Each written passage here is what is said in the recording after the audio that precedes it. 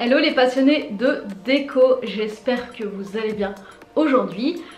On est dans les périodes de rentrée, mais en tout cas cette vidéo est intemporelle puisque améliorer son espace bureau, vous savez, c'est un thème qui est très important pour moi, de se sentir bien dans notre lieu de travail, que ce soit à la maison ou à l'extérieur. J'aimerais vous partager aujourd'hui 11 clés en Feng Shui à mettre en place dans son bureau justement pour avoir envie de passer à l'action. En tout cas, je le répète sur cette chaîne, pour moi, notre environnement immédiat ont un fort impact sur notre état d'esprit. Si on se sent mal dans les espaces où l'on vit, eh bien ça nous représente pas, ça nous encourage pas, ça nous motive pas.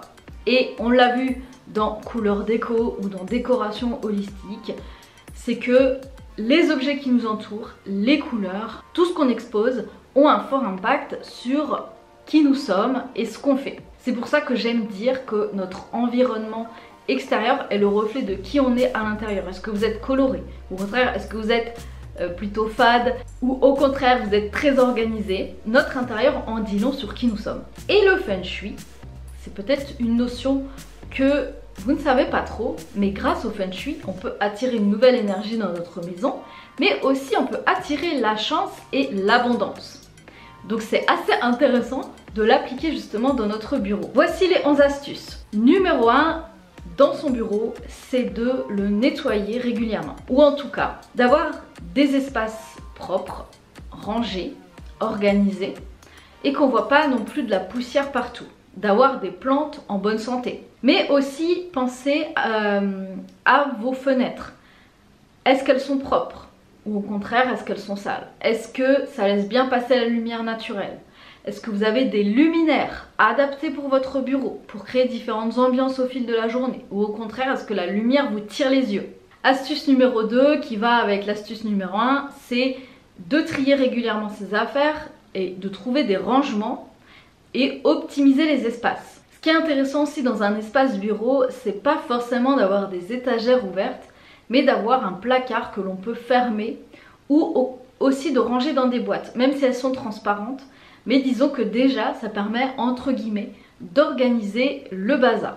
Astuce numéro 3, on en a parlé, c'est la lumière naturelle. C'est important dans son bureau d'avoir accès à l'extérieur, que ce soit au ciel, à la nature ou à une jolie vue. Ça nous aide aussi à travailler. On a tendance à dire que ça va nous faire rêvasser d'avoir une belle vue, mais au contraire, ça permet de souffler un bon coup, de revenir à l'instant présent et d'apprécier le lieu où l'on travaille, comme le lieu où l'on vit. Astuce numéro 4, c'est de nettoyer énergétiquement son espace de travail. Alors, qu'est-ce que c'est? Les murs, on dit, ont des oreilles. En fait, on ne se rend pas compte, mais nos espaces, il y a la partie visible et la partie invisible. Et il y a 90% de notre espace qui est invisible.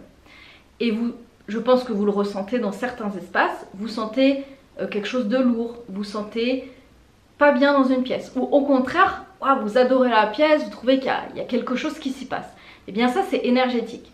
Et en fait, dans un bureau, on peut avoir des contraintes, on peut avoir des obligations, on peut avoir des colères, on peut avoir des problèmes avec les clients, avec les fournisseurs, etc. En fait, ce que je veux vous dire, c'est qu'on a beaucoup d'émotions dans notre espace de travail et les murs s'imbibent, si vous voulez, de ces émotions plutôt négatives. Il y a les émotions positives, mais aussi des émotions négatives. Donc l'idée, c'est de créer une belle ambiance et de venir nettoyer énergétiquement les lieux pour justement remettre notre lieu à une base neutre, voire même augmenter les lieux, la vibration du lieu pour attirer la chance et l'abondance. C'est important aussi dans le quotidien, là où vous travaillez, de ne pas toujours être focus boulot, boulot, boulot, mais de vous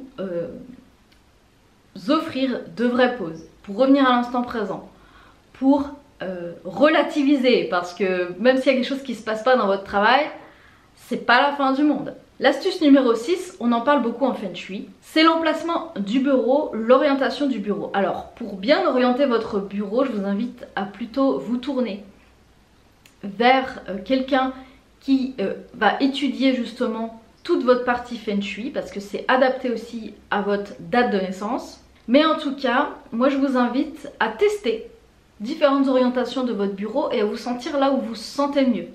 Est-ce que vous vous sentez mieux contre un mur? Parce que apparemment en Feng Shui c'est pas recommandé. Mais peut-être que vous avez cette sensation de protection. En fait, moi j'aime bien le Feng Shui, mais je préfère le holistique. C'est-à-dire que le holistique, on va se fier vers ce qui nous correspond vraiment, vers nos envies et vers surtout notre intuition. Donc je vous invite à tester différentes orientations. Et c'est vrai que pour l'orientation du bureau en Feng Shui, on dit que normalement il faut voir la porte pour voir qui rentre dans le bureau. Et éviter aussi d'être dos à une fenêtre parce que l'énergie va forcément vous traverser. En tout cas, ce qui est quand même recommandé en Feng Shui, c'est d'avoir un espace plutôt minimaliste, plutôt sobre, facile à ranger, facile à nettoyer, facile à organiser, qui ne soit pas trop surchargé. Un espace plutôt dégagé. Astuce numéro 7, ça c'est le côté sympa de la déco, c'est de créer un environnement inspirant. Ce que j'aime bien dire aussi, c'est de créer un bureau de la personne dont vous voulez devenir. C'est-à-dire si vous rêvez d'être une girl boss, et bien créez tout de suite votre bureau de rêve, le bureau qui correspond à la personne que vous souhaitez devenir. Un espace inspirant, ça peut être des plantes, ça peut être des couleurs, ça peut être aussi ce que vous affichez. Est-ce que vous affichez des citations positives par exemple? Est-ce que vous avez des photos inspirantes? Ou au contraire, est-ce que ça vous plombe? Astuce numéro 8, c'est d'afficher vos objectifs, d'afficher vos priorités ou encore de vous créer un tableau de visualisation. Je trouve que c'est très intéressant d'installer tout ça dans son bureau. Et même si vous avez des collègues qui passent et qui se moquent de vos objectifs ou de votre tableau de visualisation, bah c'est pas grave. Ça permet vraiment d'ancrer ce que vous avez envie de faire. Et je vous ai dit aussi de mettre des mots doux.